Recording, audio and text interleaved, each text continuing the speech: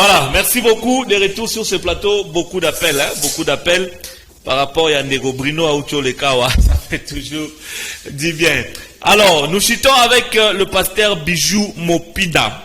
Entre-temps, laissez-moi le temps de souhaiter, de donner des salutations des Pati Sumbu à Joël Mongo. Joël Mongo, depuis des bonhommes Salongo, cadre du parti Sinarc, du président Aimé Mongo Pascal, Bambo Tenayo Ebele. Joël Mongo, depuis des bonhommes Salongo, cadre du parti Sinarc, le parti du président Aimé Mongo Pascal.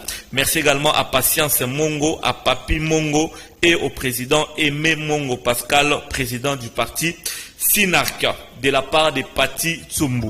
Mbote également, na bienvenue Mayema depuis Mboudi, Molandi Monene, ya Canal Kin Télévision. Bienvenue Mayema depuis Mboudi, un grand téléspectateur de Canal Kin Télévision. Toutes ces salutations de la part de Pati Tsumbu. Bonjour pasteur. Bonjour frère. Moi Kala. Okiminga mikolo. Te mettons au Bexinga lobby. Ah oui. Te ngane mdasa ki erreur. Yo kimindo ngate yo zala au disposer konangai. Alors, pasteur Bijou na banda toujours la question, na banda lango toujours boni vie à église ya Congo. Vie à église ya Congo, ba pasteur bazotalisa que tout comme attend de la fin, ba pasteur. Le bébé ba pasteur. Quand ba pasteur na basango. Ah, c'est bon. Donc o ba petara ba bwebi. Voilà.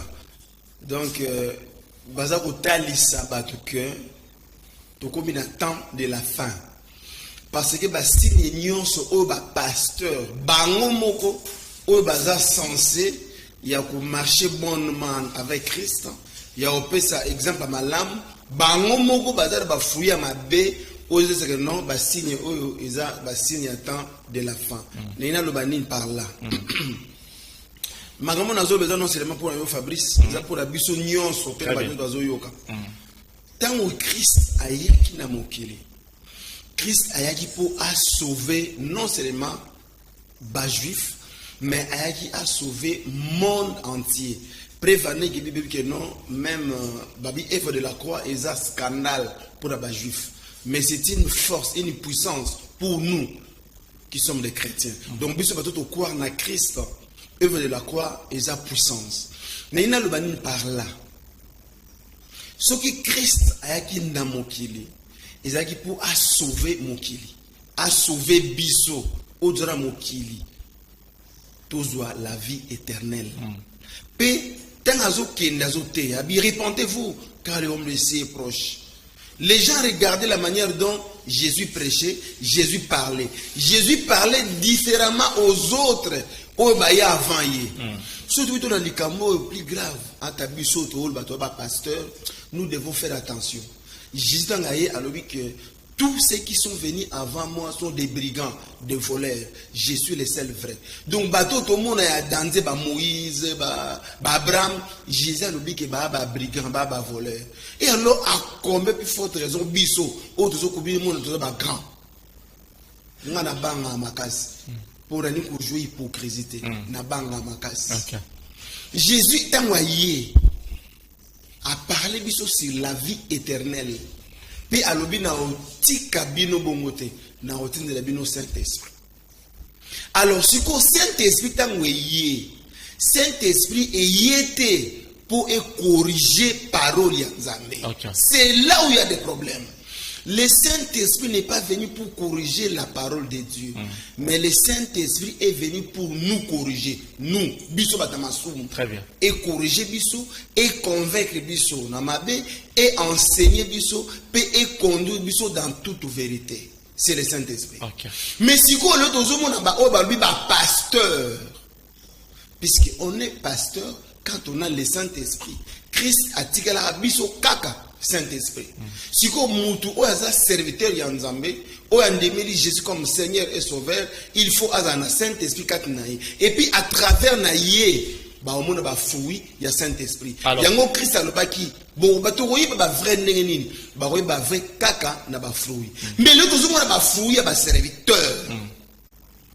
serviteur peut azui makomi bas écriture pour à défendre divorce naie. Oh ba païen bazo ça. Divorce à libala.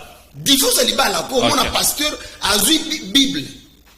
Azo luka verset. Azo luka verset peut azako défendre divorce na Bible un pasteur. Balba iboko ba na misala na bango. Ce qui mutu azui verset biblique. Olé verset biblique et enseigné yé. Cela signifie quoi? Lorsque le Saint-Esprit nous enseigne, Saint-Esprit va enseigner biso que Jésus est Dieu. Parce que mutu akoyi ko fanda na sera mokili ya malédiction dia masumu, ti na âge à 33 ans a commettre ta péché té. Mutu waza ko enseigner biso makambo wana, c'est le Saint-Esprit. OK. Siko yemoko Jésus ngazalaki awa atambolaki aprechaki ba musu bozo bono, il est Belzéboul, aza faux, aza boy, aza boy. Mais tant que en lui, il était innocent. Parce que à lui, amour, tempérance, tendresse. En lui, Marie va accuser, mais va accuser, trouver na angote. Mais si vous article là, il y Saint-Esprit. Okay. Mais si vous batulez le pasteur, basé à utiliser comme il y a Jésus, mais sans le Saint-Esprit. Au Saint-Esprit, il faut enseigner bisou. Et puis à travers le Saint-Esprit, batuba mona ba fruit et pas na yo. Kobanga nzambe eza ba déclaration ti. Moi je crains Dieu. Moi je crains Dieu. Acte. Non, les serviteurs de Dieu seront jugés plus sévèrement. Permettez, Nassissa. Un vrai serviteur de Dieu ne peut jamais se déshabiller devant une soeur ou devant une femme mariée. Un serviteur de Dieu, son corps est sacré. Comment toi tu peux te déshabiller devant une femme, devant une soeur ou devant je ne sais qui, une femme mariée? Toi, serviteur de Dieu, tu te déshabilles. Bon, excusez-moi, il peut vous tamonner les kobo, on le pardon, on sait qu'il peut pardon, et puis aux autres qui ont la TV, aux autres ne touchez pas mes ouins. Mais fouille, ils ont tel sacré. Un ouin de Dieu ne peut pas faire ça. Quand on a la boussogne, bouzoba wana, à ozong. Pe aroka sonité à kosenga Saint-Esprit parce que a kosenga pardon na ensemble pe a kosenga ngwa tu vois pe a kosenga nzambe pardon moni na ko pousser senga pardon c'est le Saint-Esprit si ko bango senga pardon yusu mona mundu po senga pardon il faut pas loba et puis aye bon na sengi pardon na makambo eleki nyonso esili o sengi pardon na nini loba na sengi pardon na sala ke kobo. Très bien. Tout ça, c'est par rapport à la question d'Antonio sur l'église. C'est que l'église congolaise, elle va mal. Église congolaise, église du monde entier. Parce que, bisous na Congo, quand même, nous connaissons Dieu. Ils ont payé Moussou, mais si nous avons l'église, tout le monde a fruit à Saint-Esprit. Nous avons l'église ya Nzambe et Kouéchouaka jamais. Église ya Nzambe au côté Jésus à Zali et Zalaka na réussite. Et ça a un échec. Parce que Jésus y est mouaza nos solutions. Jésus lui-même est le miracle. Y est mouaza solution. Alors ce qui est problème est écoutez Jésus. Jésus a sa solution. Alors écoutez Jésus a sa solution. Le pasteur, bon, je ne dirais pas qui êtes vous qui êtes dans les vrais, on a pu en rebattre dans les vrais. Pourquoi Kokangamunoreza trop, il y a un homme de Dieu Moussoussou par rapport à l'église, dans un il y a monde de Congo. Vous Kangamunoro trop. Bas serviteur Ming. Vous êtes complice ou quoi? Bas serviteur Ming ya Congo mona wana. Bas serviteur Suyanzambete, ba bangaka. Il n'arrive pas à dire la vérité. Ba obanga. Parce qu'ils ont déjà perdu. T'as ce moudane kobo, à gangue kobo te, conscience de nous reprocher. Ce moudane magie, attention à zolo ba magie, à ganga makase parce que lui-même il est là-dedans. La plupart des serviteurs, il y a surtout à Congo. Bana bonne voix te. Ne regardez pas la foule là, bota la bisala na bango. Ozomona. Comment mutu ko ndimba lata yo galate lo na yo comment mutu ko linga ba prêcher ba tambela na komona yo automatiquement ozo banga te nzamba asomo nzamba ko comparer Jésus na mutu te mutu ko se comparer na Jésus ate ozomona tana zoba ana zoba na basango ba pasteur. Oui, oui. Regarde ce que sango ba osala. Likambo oyo basango babandaki yango. Ya makambo basango babandaki basisa batika kata yango. Oba sango babota. Oyo basango baboti batika makambo wana te. Oui. Balba yike makambo nyonso batame ko bima ko. Yona beke za ba signe moko ya temps de la fin. Makambo oyo ba pasteur nazo senga pe na bino basango batika makambo wana te balekisa yango te comme basi balobaki yango a haute voix basango oyo basi babota balongwa mais nga na oyisa bango boye balongwa bango pona nini pona nini bakolongwa bango kisango. Pourquoi? Tous ces gens ne sont pas dans la bonne voie. Tous. Mais oui, bakolongwa bango pona nini soki mutu aboti asali ekobo Christ aye ko sa nini ko sauver. Christ aye ko sauver. Christ a besoin de serviteur. Il faut basango wana basenga pardon bayambi Yesu comme Seigneur sauveur basengi pardon baptiser bango so bakobala basi wana babali bango. Mais que l'on a dit sango et d'autres que non doctrine noire c'est une fausse doctrine. Wana solution na yo pour na mkambuana ya basango babota. Bon zanam basango baboti. Bon basango muso sana ko bote. Bon basale kobo baboti te. Eza li sumu te. Tam sumu tout mo basale kobo une fois deux fois. Et que na zemi. Bon ça plusieurs fois. Et puis si zemité. Allez na la salimba moko. Eza misala ngana lo bango autrefois. Moni, tout ça parce qu'on va parler autour. Moi je parle. Et ça monte ça va signer une fausse doctrine. Église catholique et les autres c'est une fausse doctrine. Mais oh il y a église catholique qui on a babota et ça biblique était nulle part dans la Bible ba sango babota te les organisations depuis longtemps. Na lobby boy.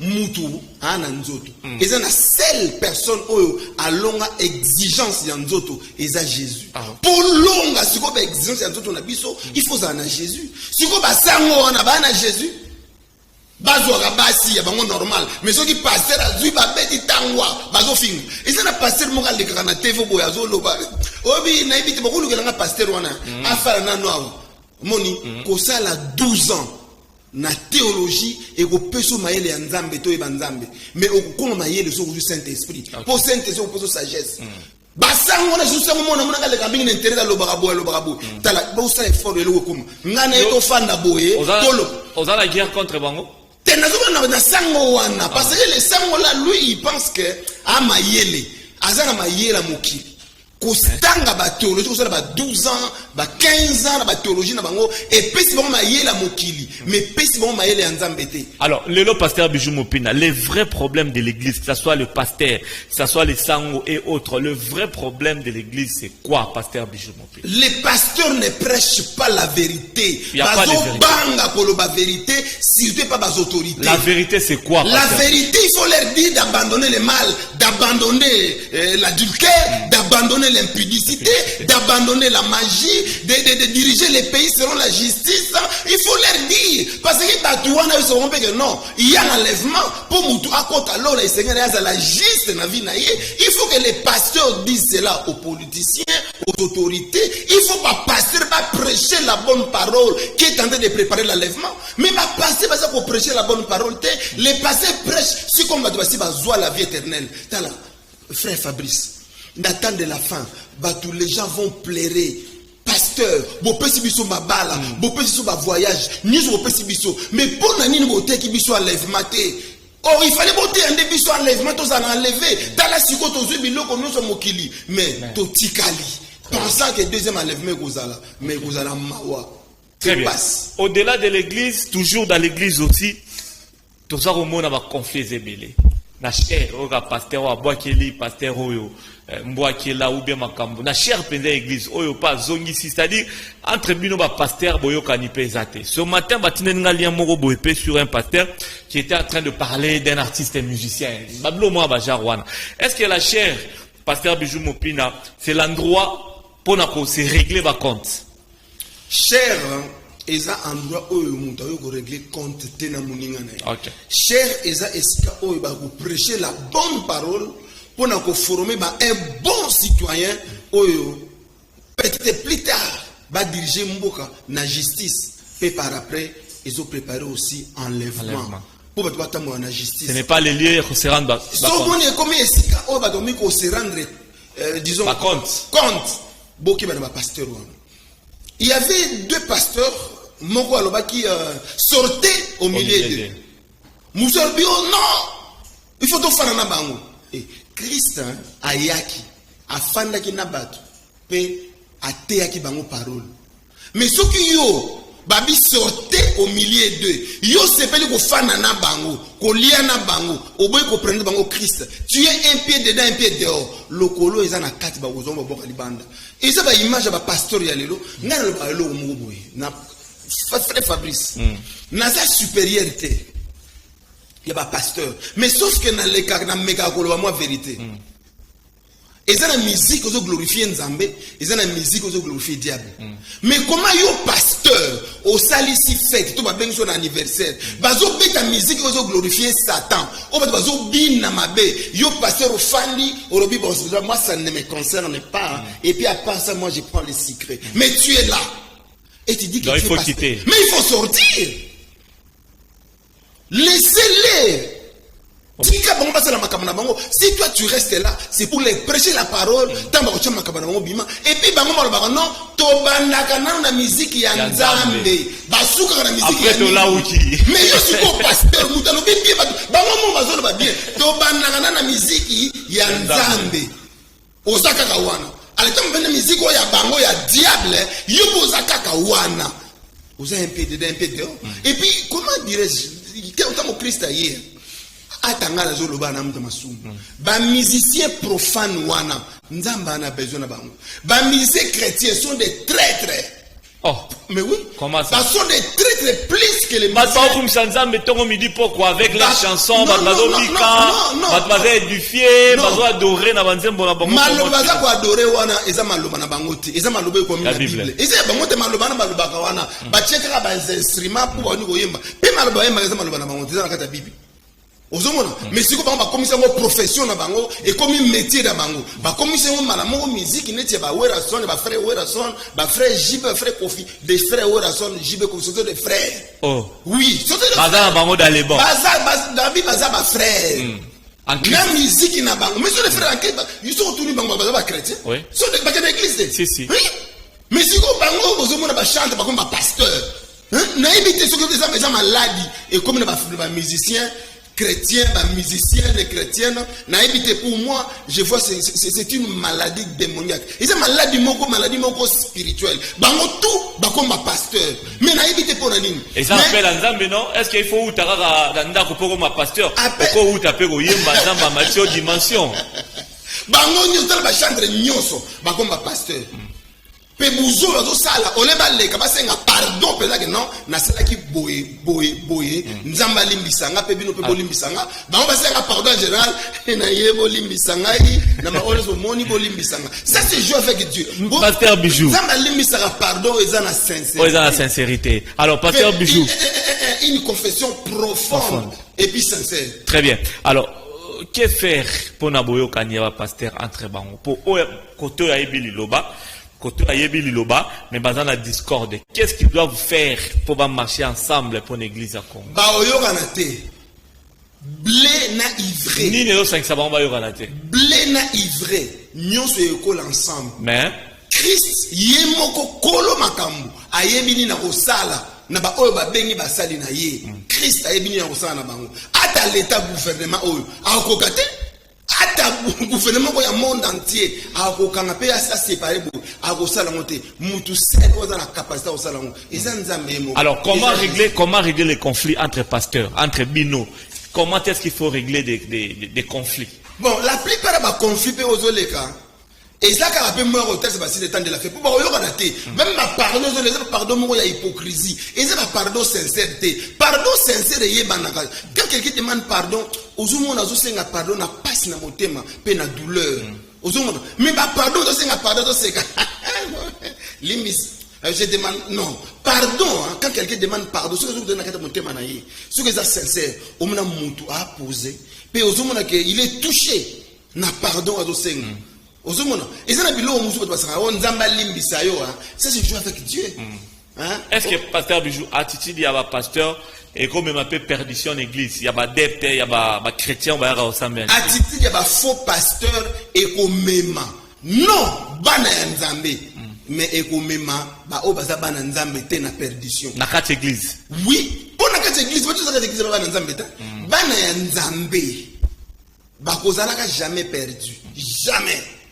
Pe ba faux serviteur wana ba komemaka jamais bana nzambe kati na perdition. Yona saka yo mwana nzambe abota maka mwana nzambe. Kokoma mwana nzambe ba koma ate mais ba bota maka. Yango Bible lobi Jérémie, il a été déjà choisi avant même qu'il soit formé dans les ventres de sa maman. Il a été déjà choisi. Mwana nzambe nyonso oza mwana nzambe nyonso akoki jamais ko discuter na parole nzambe. Jamais. Ni ba passer ba ko parole nzambe.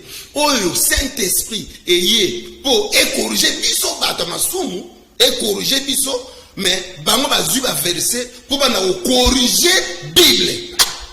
C'est grave. Très bien. Merci beaucoup, Pasteur Bijou. On va bientôt terminer.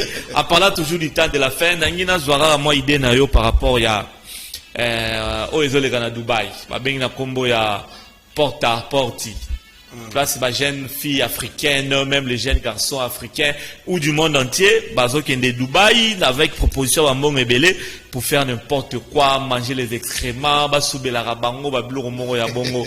Pasteur Bijou na ebige odo landa ngope. Point de vue dans les années. C'est à la fin du monde ou bien pour ça un bon de la prostitution, c'est pas maintenant que ça a commencé. Et ça n'a likambu ya sikate. Jésus peut baser ba yela ka moi si mon kobo une femme prostituée. Jésus a boma moi na moi si wanate. Aibisa Eva mais ne pêche plus. Lisumu ya batu. Tout mola ya ngote. Eza na batu muso na masumu ya grave. Koleka. Mais Christ est mort à cause de cela. Tout mola ya ngote mais plus to sambela que biloko wana to abandonné. Mais et comme la publicité, et comme le moment de marchandises, non. Mais c'est quand même pas plus bassine à fin du monde, pasteur. Est-ce que vous imaginez ma gambo? On a lobby boy. Kindumbe bandi lelote. Ba pratique on appelle ba monyango lelo. Mais ça ba pratique moko e bimi polele parce que nyos o e batama e sengeli e bima. Misala ba pasteur na misala ba sango. Moni ba bota ba. Ezobima. Mikolo blo ezobima fort. Atangana zawa. Zona za gauche do makam na pe ko bima polele. Donc les eza na osala bon. Et vous en êtes fort na bango de ba protéger parce que non ngana za bona après il faut na mi battre aussi au mi battre la té Saint-Esprit ne ko ba no bimisa makamu nyoso polele c'est le Saint-Esprit et c'est ce que ministère de Saint-Esprit ne ma be otozo sala wana Saint-Esprit si quoi do bimisa ma bango polele na miso ba pour nini tozo demere na mabe wana Saint-Esprit ko bimisa ngo ils ont dit non bon ngani na za boye ba komi ko filmer biso ko tcha biso na ba sex tape en tout cas il faut na kid. Merci beaucoup. Mais ce n'est pas encouragé. Ce n'est pas encouragé. Oui. Mais il faut avoir, il faut que ça la passe. Moutou alia matière fécale. Vraiment. Ça fait mal. Donc ça fait mal. Très mal. À cause d'argent. Et ça non seulement à cause d'argent, mais diable. Ayebi valeur ya moutou. Ayebi valeur ya nzoto ya moutou. Aza ko ngako diminuer valeur ya un être humain. Ya ngo diable zo pousser ba la biloko wana. C'est le diable. OK. Merci beaucoup Pasteur Bijou Mopina. Tokomi pratiquement la souka ya kin matin na biso alelo. Sinon c'est bon. Non, ozolobawa. Ba message est côté belé, ça veut dire que on est dans les bons. Alors, Pasteur Bijou Mopina, pour clore, et là on est koloba na Banzambe pour na New César Oleka, na Kinshasa, na Congo, à travers le monde, surtout la vie de l'église. Et là on a le baka, peine à répéter el nyonso.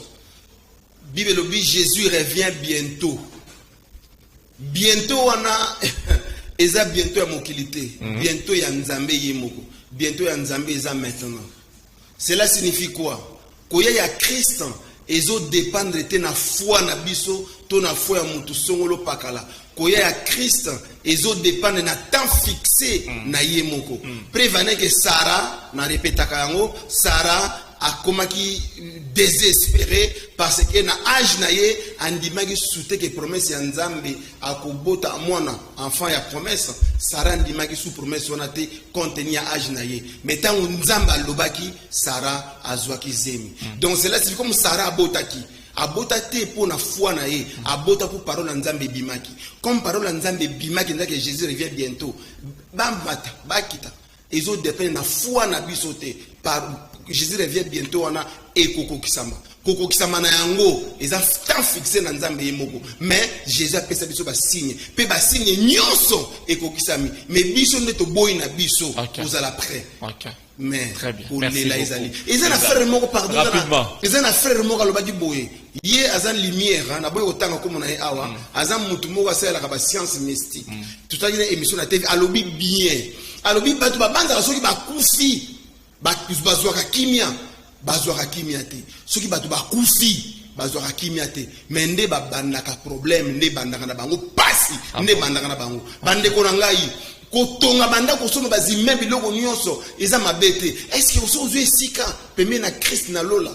Ngana kamuka batu. Oh na sombi déjà mabeye na ngana kinkole. Na sombi na tongi ba immeuble. Na sina préparer via bana na nga. Oui. Est-ce que oso préparer sika oyo okovanda éternellement na Christ au ciel? Oso ozwe sika oyo okovanda na Christ na lola. C'est ça le problème. C'est ça le problème.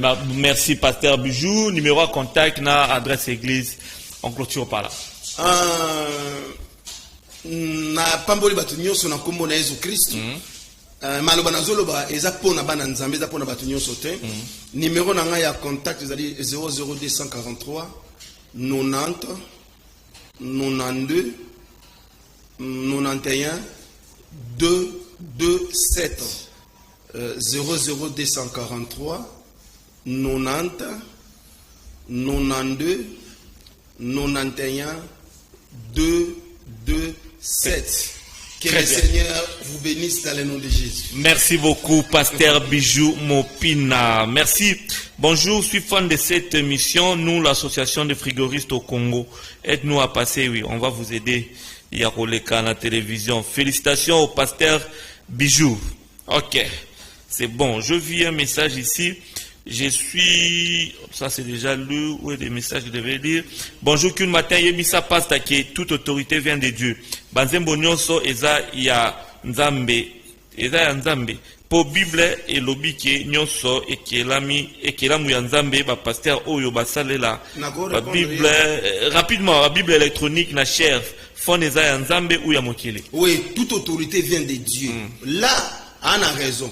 Mais si vous avez aux autorités, vous n'avez pas nzambe. Yo qui pas Dieu banganga aux autorités. C'est ça le problème. Autorité au diable anango. Ils a été nzambe na pesier ango. Mais pas nzambe autorité silité. Yo qui n'est pas nzambe par Jésus-Christ ça vous sa autorité. Et puis toute autorité qui vient de Dieu protection à nzambe.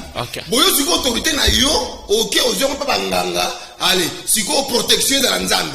Non. Très bien. Merci beaucoup, pasteur Bijou Mopina. C'était un réel plaisir de te recevoir ce mardi matin.